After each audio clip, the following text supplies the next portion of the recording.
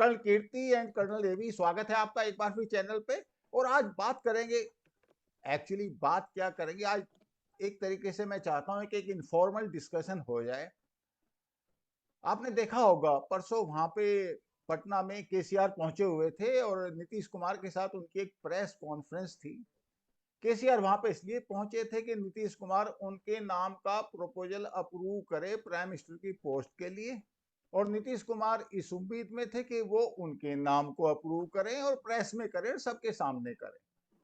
तो ऐसा मतलब एक मजाक टाइप का इन लोगों ने बना रखा है इस कंट्री में प्राइम मिनिस्टर की पोजीशन को लेके। जिसके पास 10 या 15 एमपी हैं, या 20 लगा लो या 25 लगा लो, everybody has got the aspiration to become prime minister of India, चाहे उसमें वो क्वालिफिकेशन हो ना हो, पर्सोना हो ना हो, उसकी कोई वो 10वीं पास हो, 8वीं फेल हो, कोई इशू नहीं है।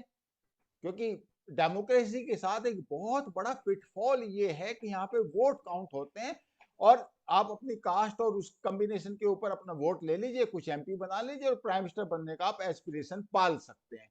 तो इतना मतलब मुझे बहुत ही मजाक लगा और देश के दुर्भाग्य लगा मुझे एक बार को। वो तो ठीक है, वो दोनों में से कोई भी नहीं बनेगा, I do understand that point, लेकिन हो क्या रहा है, बना क्या रखा है इन लोगों ने। जिसको देखो वो प्राइम मिनिस्टर बनने के लिए तैयार है। शरद पवार जी तैयार है, ममता बनर्जी तैयार है, और भी आपको मिल जाएंगे कल की डेट में। यू नेवर नो, अगर थोड़ी बहुत अपॉर्चुनिटी मिले तो मुलायम सिंह यादव भी एक बार कोई इलनेस से बाहर आने के लिए तैयार मिलेंगे।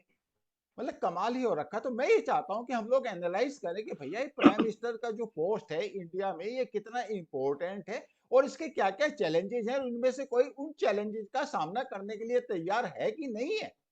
तो सबसे पहले तो मैं कर्नल कीर्ति आपसे ये जानना चाहूंगा कि जो इंडिया का जो प्राइम मिनिस्टर है वो कैसा होना चाहिए। व्हाट शुड बी, जैसे कॉर्पोरेट में कहते हैं ना जेडी, जॉब डिस्क्रिप्शन, क्या है रिक्वायरमेंट, क्या है उस जॉब की। तो आप जरा थोड़ा सा एनलाइटन करें, फिर हम आगे बढ़ते हैं। सर, मेरी नजर में प्रधानमंत्री की सबसे बड़ी क्वालिटी होनी चाहिए, वो है ऑनेस्टी एंड इंटेग्रिटी। कोई भी ऐसा व्यक्ति जो खुद या उसका परिवार के व्यक्ति अगर स्कैम या घोटाले या बेईमानी के केसेस में इन्वॉल्व रहे हैं तो ऐसे व्यक्ति को कभी भी प्रधानमंत्री नहीं बनाना चाहिए। मेरी तो सबसे बड़ा एक ये मानना। दूसरा मेरा बड़ी एक स्ट्रॉन्ग ये है कि जो भी प्रधानमंत्री हो वो अपने दल की शक्ति के ऊपर बने और अपने दम के ऊपर बने।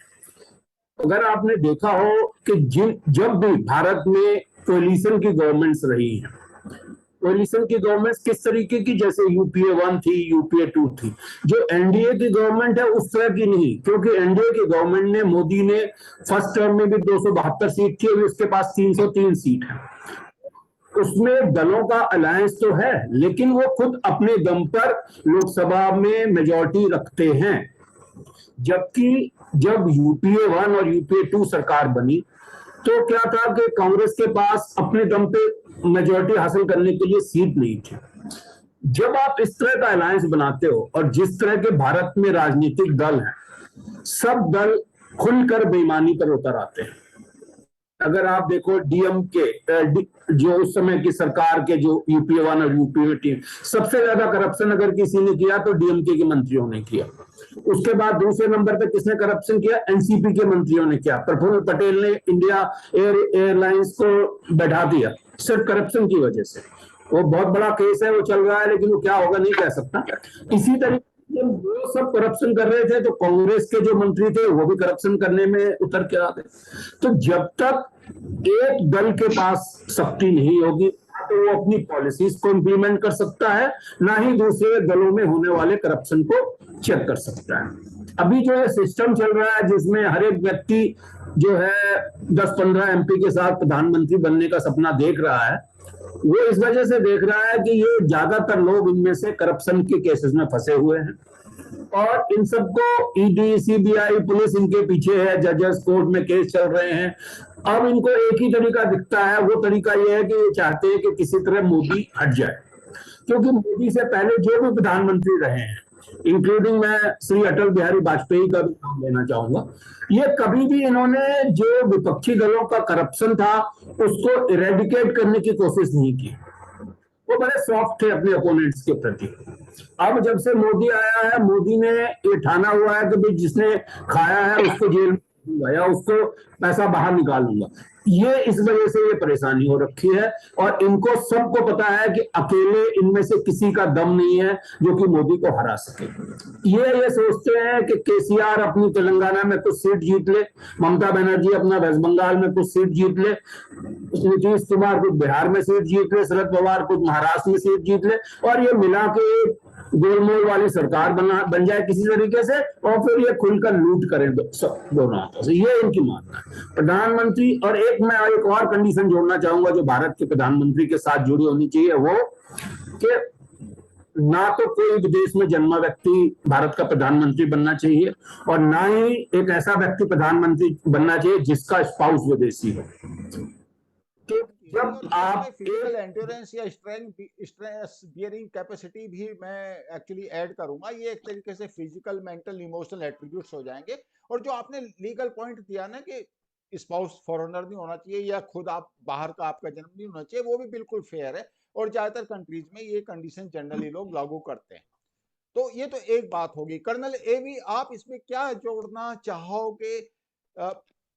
इंडिया का प्राइम मिनिस्टर कैसा होना चाहिए? ऑनेस्टी, इंटीग्रिटी, बिल्कुल सही बात है। और जब आप इस तरह के प्राइम मिनिस्टर को आप इलेक्ट करेंगे तो वो ऑब्वियसली करप्शन के अगेंस्ट में होगा, और वो ये एंश्योर करेगा कि सिस्टम भी काफी हद तक फेयर हो।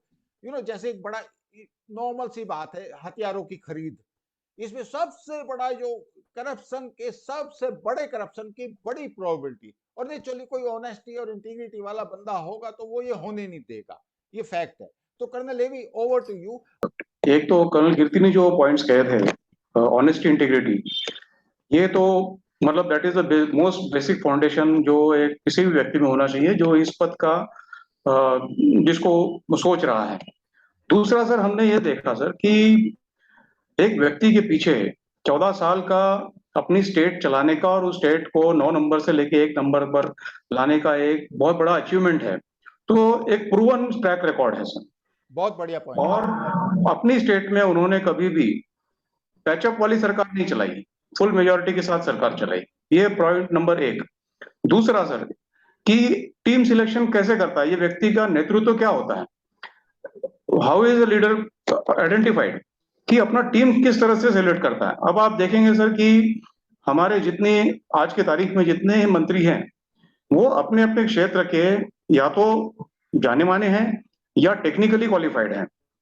आप विदेश मंत्री से लेके तो फाइनेंस मिनिस्टर तक देखिए, रेलवे मिनिस्टर से देखे तो आप किसी भी मिनिस्टर का रोड एंड ट्रांसपोर्ट देख लीजिए sir, and everybody has given his best. तो ये क्यों मुमकिन होता है sir? Because of team selection. एक तो टीम सिलेक्शन, दूसरा एक व्यक्ति को जो अपने टीम को कंप्लीट फ्रीडम ऑफ एक्शन दे। अब गाइडेंस तो होता ही है, ऊपर से डंडा भी होना चाहिए। ये तो मतलब दैट इज, वो तो है ही कि because he is a leader, he has to have like a headmaster सब, but teachers have to teach जो वो कर रहे हैं। रिसेंट रिपोर्ट है कि we are the worst possible scenario जो है उसमें हम बॉटम लिस्ट में है, जिसमें हम रिसेशन आएगा कि नहीं आएगा, इसमें 10 कंट्रीज का जो नाम है उसमें इंडिया इज एट नंबर 10। वो so called progressive nations, they are on top. दूसरा, now we have become the second most favoured investment destination. क्यों? तो ये सब चीजें सर, हमारी जो छवि है, ऐसा व्यक्ति हो जो अपनी छवि को पूरी जोर शोर से और कन्विंसिंगली पूरी दुनिया में एक फैला सके और बाकी सब दुनिया के 2 देशों को, मेजर कंट्रीज को अपने कन्विंस कर सके। हम जो प्राइम मिनिस्टर देखते ही जाना जाता है, पहचाना जाता है, लोग उसको फिर रिस्पेक्ट करने से मना कर देते हैं। आज की तारीख में वो हालत नहीं है। आप दूसरा, हम देखते हैं सर इनकी जो अपोजिशन जो सो कॉल्ड चल रही है, शरद पवार से शुरू करते हैं सर। ही हैड नेवर, अपने मेंटर को, शंकरराव चौहान को उन्होंने घोंप दिया, पीठ में छुरा घोंप के he became CM. Mamata Banerjee बनी है, शी इज फ्लिप फ्लॉप है उनका, कभी एक्सट्रीमिस्ट बन जाती है, कभी प्रो हिंदू, कभी प्रो मुस्लिम। बंगाल के बाहर उनकी कोई आइडेंटिटी नहीं है। सर बिहार की है, the CM is known as flip flop, वो कभी यहाँ से वहां के, उनकी तो ट्रस्ट वैल्यू ही नहीं है। तो ये जितने ऑपोजिशन के लीडर्स खड़े हैं जो अपने आप को समझते हैं कि ये मटेरियल है, तो they don't even come miles near to what is expected and what is we are having presently, Modi ji. नहीं, ये बहुत बड़ा पॉइंट है आपका कर्नल लेवी, प्रूवन कैपेबिलिटी। और दूसरा कर्नल कीर्ति ने कहा ना कि मतलब एक पॉलिटिकल कैपिटल भी होना चाहिए कि जिसकी वजह से वो अनप्लेजेंट डिसीजन ले सके। अगर ऐसा प्राइम मिनिस्टर जो अनप्लेजेंट डिसीजन ही ना ले सके तो फिर फायदा क्या है उसका? क्योंकि आप टॉप पोजीशन पे पहुंचोगे तो आप हर एक को खुश नहीं कर सकते, और ना आप एक अनप्लेजेंट डिसीजन नहीं लोगे तो करप्शन के अगेंस्ट में भी आप नहीं जाओगे। और मैं उस बात से बिल्कुल एग्री करता हूं। इवन अटल बिहारी वाजपेयी का एक कॉन्स्टेंट था कि he was not leading a majority party, इतने उसके पास सपोर्ट नहीं था, तो उसको सबको मिला के चलाना था। Probably at that point of time ही was right also up to certain extent, कई बार, और करप्शन के अगेंस्ट में भी नहीं जा पाया। लेकिन जहां तक मोदी की बात है तो उसने वो किया, तो ये बहुत इंपॉर्टेंट सी बात है। अब मैं एक बड़ा इंपॉर्टेंट पॉइंट आपसे बताता हूं कि इंस्टीट्यूशनल इंटीग्रिटी, जो भी प्राइम मिनिस्टर है, वो ठीक है कि जो ओपोनेंट्स है वो तो बोलेंगे।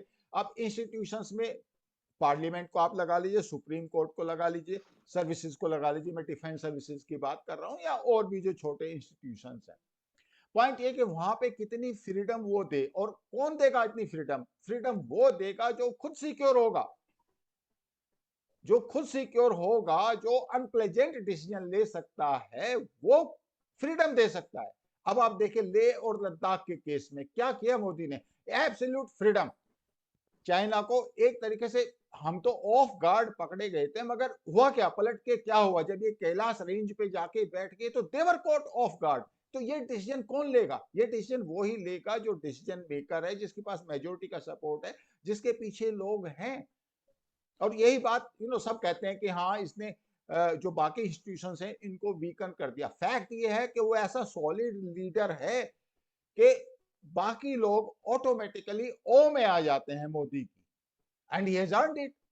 What do I do now? अब आप देखिए जितने भी ये पॉलिटिकल लीडर्स जो 20-20 एमपी, 25-30 इस टाइप का लेके and they want to become prime minister, what can be their standing when they speak to somebody like Chinese president और प्रोबब्ली पाकिस्तान का प्राइम मिनिस्टर? चलो पाकिस्तान को तो मैं काउंट नहीं कर रहा हूं, but as a prime minister of India somebody has to earn the respect of Chinese president, Russian president, USA का प्रेसिडेंट, फ्रांस का प्रेसिडेंट। उन लोगों से आपको इंटरेक्ट करना है, उनके लेवल पे आके आपको अपने सजेशंस देने हैं ग्लोबल लेवल पे आके। Modi has earned that thing. अब इनमें से ऐसे कितने लोग हैं जो उस लेवल पे बात कर सकते हैं? ममता दी कर सकती है क्या? नीतीश कुमार कर सकते? डू यू थिंक जब ये लोग बात करते हैं पूरा डोजर नहीं ये पूरा लर्न कर लेते लोगों का? पूरी इंटेलिजेंस रिपोर्ट जाती होगी कि भाई इंडिया का प्राइम मिनिस्टर आ रहा है बात करने के लिए, जरा बताना इसको क्या सपोर्ट है। तो दैट सॉर्ट ऑफ थिंग। तो मुझे मतलब एक ऐसा लीडर जो कंट्री को सिक्योरिटी प्रोवाइड कर सके। और मैं बताता हूं, मैं रेफरेंस देता हूं आपको 84 का, जब Indira Gandhi she was assassinated. पहली बार मुझे ऐसा लगा कि यार कंट्री की तो कोई डायरेक्शन अब कौन देगा। वो बात दूसरी के फिर राजीव गांधी आ गए या वो सब आ गया, प्रोसेस चालू हो गया। बट फैक्ट ये है कि जब चाइनीज आए थे अगेन वो इनसिक्योरिटी आई, और अगेन आप देखो कि किस तरीके से मोदी ने हैंडल किया वो क्राइसिस। कोविड आया तो कैसे हैंडल किया। माय पॉइंट इज के ये सारे जो चीजें हैं ये पब्लिक डोमेन में आनी चाहिए कि हमारा प्राइम मिनिस्टर इतना स्ट्रॉन्ग होना चाहिए। तो इसके लिए मैं आपसे ये जानना चाहूंगा कि कोई कॉन्स्टिट्यूशनल स्ट्रक्चर इस तरह की हम कर सकते हैं क्या कि जो प्राइम मिनिस्टर है वो बेसिकली टफ डिसीजंस लेने के लिए बाउंड हो? Is that possible? सर, जो भारत का कॉन्स्टिट्यूशन है उसमें डेमोक्रेसी है सर। डेमोक्रेसी का मतलब क्या है कि जिस भी पार्टी के पास या जिस भी ग्रुप ऑफ पार्टीज के पास ज्यादा एमपी होंगे वो सरकार बनाएगी सर। और अब ये इस बात के ऊपर डिपेंड करता है कि ठीक है सर, अगर वो व्यक्ति खुद बेईमान है, खुद चोरी करता है, तो वो क्यों स्ट्रॉन्ग डिसीजन लेगा? कैसे स्ट्रॉन्ग डिसीजन ले सकता है? मैं एक सिंपल एग्जांपल देता हूं कि भारत की सेना यही है जो सेना तब से चली आ रही है, सेना में कोई मेजर चेंज नहीं हुआ।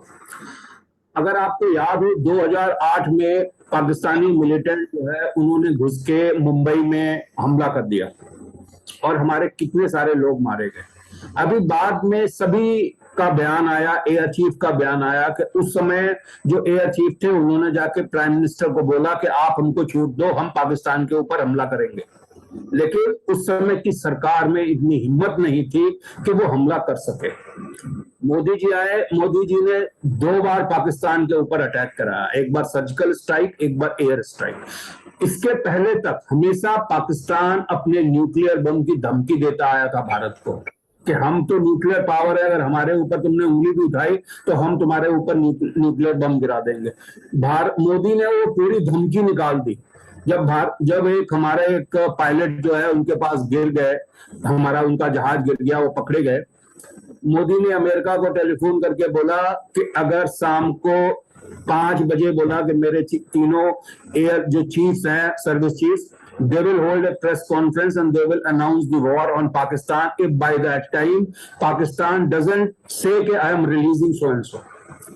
ये मोदी ने बोला अमेरिका को, और उस दिन अगर आप न्यूज़पेपर देखिएगा 5 बजे प्रेस कॉन्फ्रेंस शेड्यूल थी तीनों सर्विस चीफ की। इतनी धमकी पाकिस्तान की हिम्मत नहीं थी कि भारत के सामने खड़ा हो सके।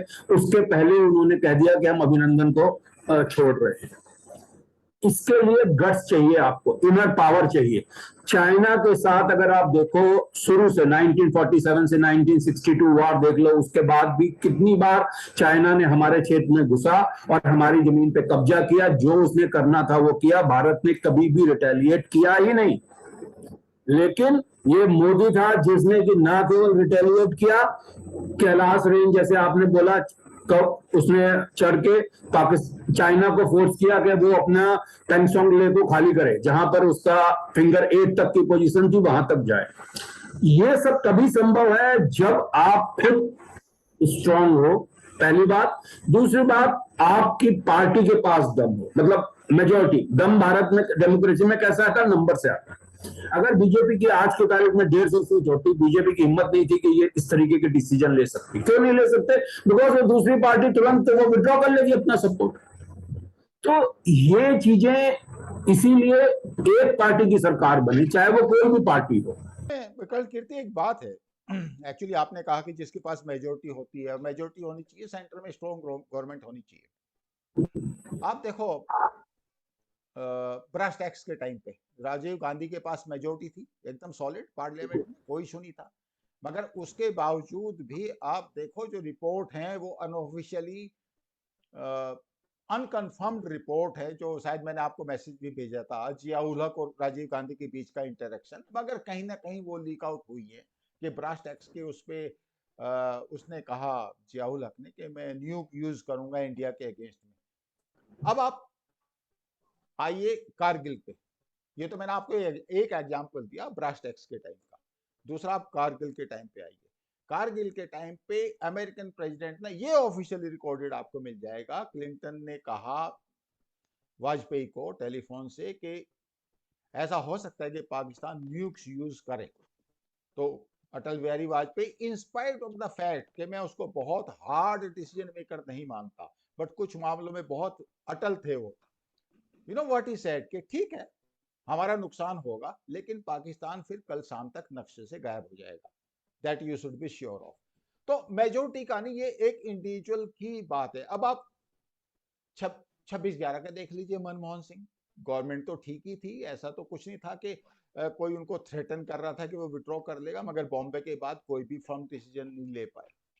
तो मेरा जो पॉइंट है कि एक जो ट्रेट है ना कि इंडिविजुअली स्ट्रॉन्ग लीडर होने का, ऐसा लीडर हमारे पास मुझे नहीं लगता बीजेपी के अलावा किसी और के पास अभी है। एक तो प्रूवन है, आप दोनों ने ये बात कही कि हाँ मोदी तो प्रूवन है, बट ऑपोजिशन में आपको ऐसा कोई लीडर नजर आता है? या फिर ऐसे ही वो हैं ये बंदरबाट करने वाले, कभी देवगौड़ा को बना दिया, कभी चंद्रशेखर को बना दिया, और आपको मालूम है 77 के बाद भी कभी चरण सिंह बने, कभी देवीलाल भी ट्राई कर रहे थे, मुरारजी देसाई को उखाड़ दिया।